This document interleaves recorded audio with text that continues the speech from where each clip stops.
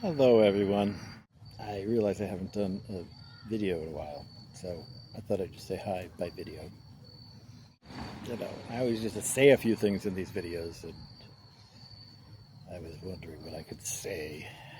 You know, I think that life looks different when you're approaching 62 years old.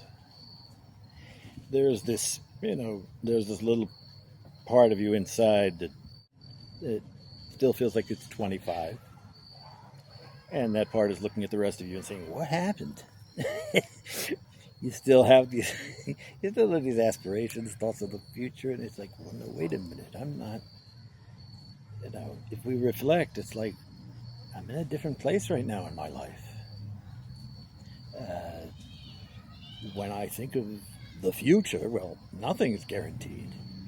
Of course, nothing is ever guaranteed, but even in the normal course of life, you're looking towards more rather than less sort of physical difficulties. Perhaps, perhaps not. But in any case, you realize that many of those grand ambitions that you may have had when you were 25, you've missed the chance to accomplish them.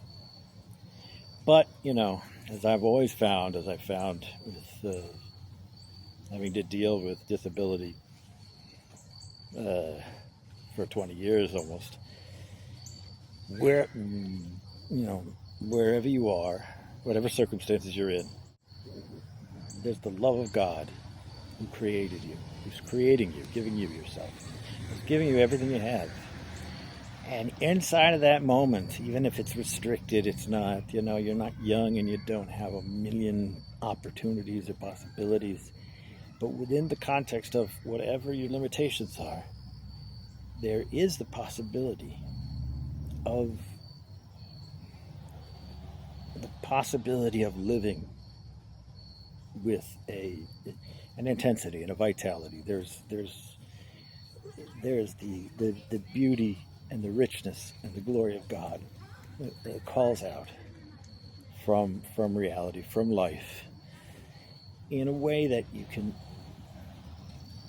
can engage, and you can become creative, and you can find ways to continue to uh, be surprised, continue to be surprised, no matter what.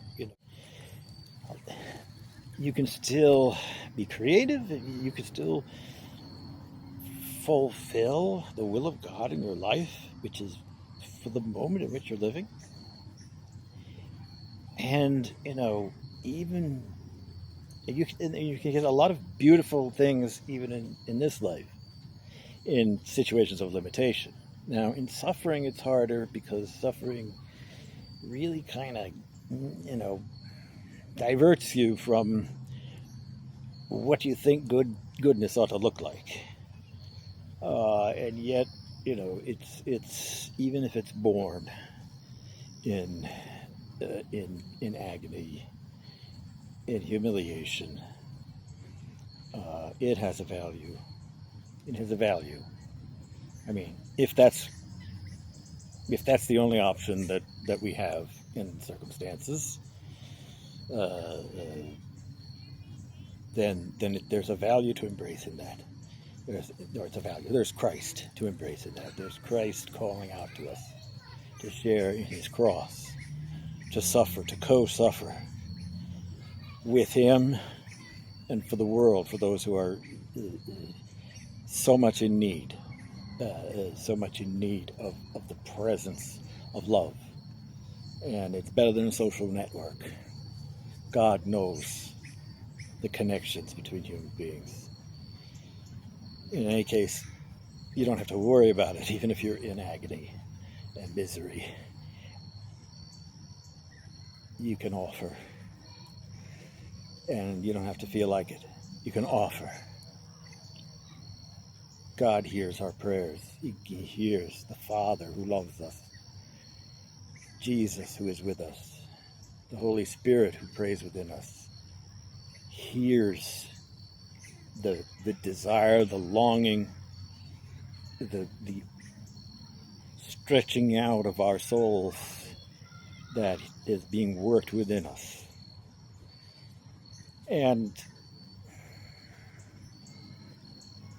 hopefully that's not what we have to do all the time, because there are different ways that we grow.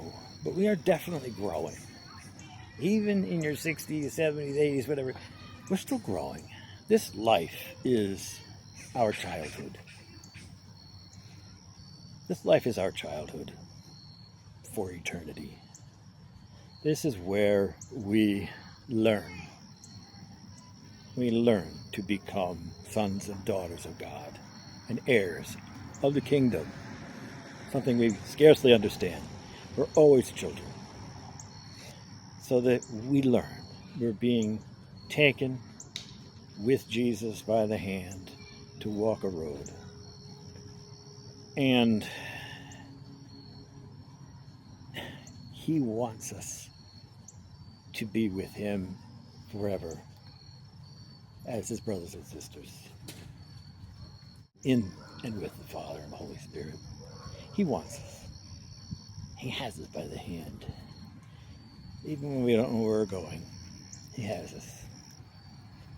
He leads us. And we are learning. We are growing. Sometimes it might be helpful just to somehow remember that He is here and we are growing. Even if everything seems, sedentary all around. Also, in joyful moments, when the children and the grandchildren are here, when you see the beautiful fruits of, decades of life. Also, when you look back and recognize the failures, which you need not dwell on, I think, too. We need not dwell on the failures too much, because we develop a certain wisdom. I hope, I pray, we can. Failure teaches us about our weakness and our fragility and our need for God, and we grow. So, life didn't turn out the way I expected it to, but it's been glorious. It's been an amazing life, and I pray and hope that it will continue to be an amazing life. How could I not be joyful? I might not feel either, even when I don't feel joyful. What a wonder it is, this life. Okay. It's getting dark, so I'm going to go inside. God bless you all.